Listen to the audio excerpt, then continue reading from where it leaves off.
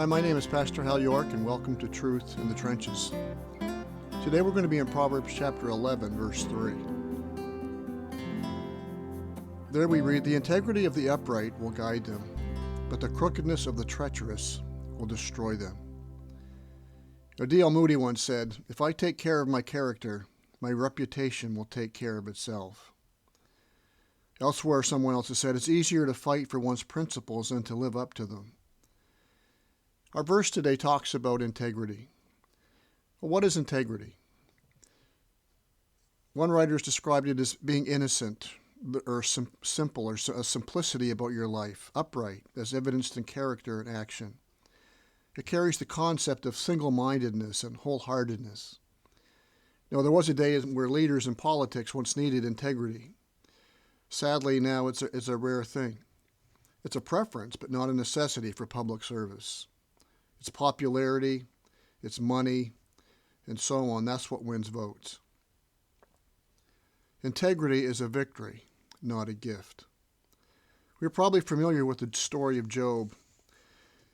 Job was a wealthy man, the wealthiest of his day. With wealth comes responsibility and pressure and busyness. And Job was a busy man with a lot of responsibilities. He was a hard worker.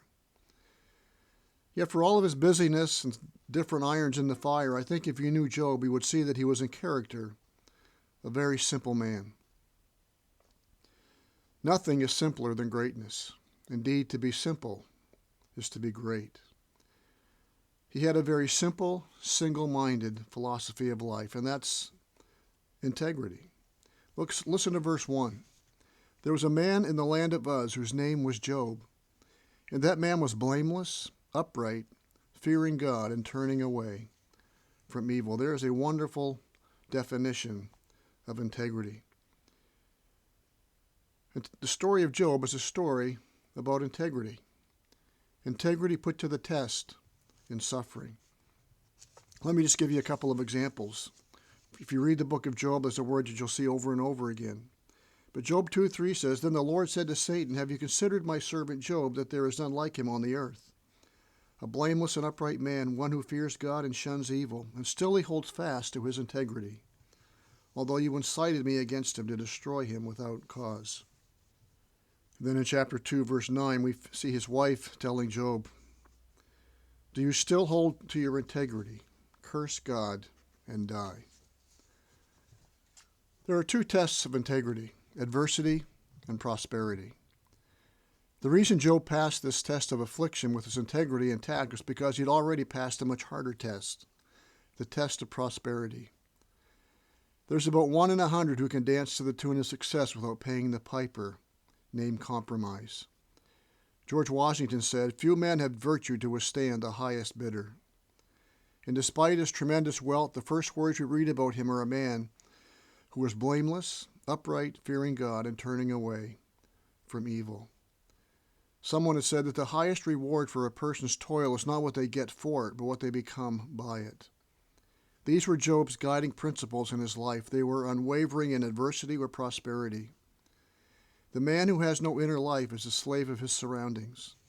Job had an inner life, a life that desired above all else to please God. The things that complicate our lives are conflicting values and compromise and double-mindedness.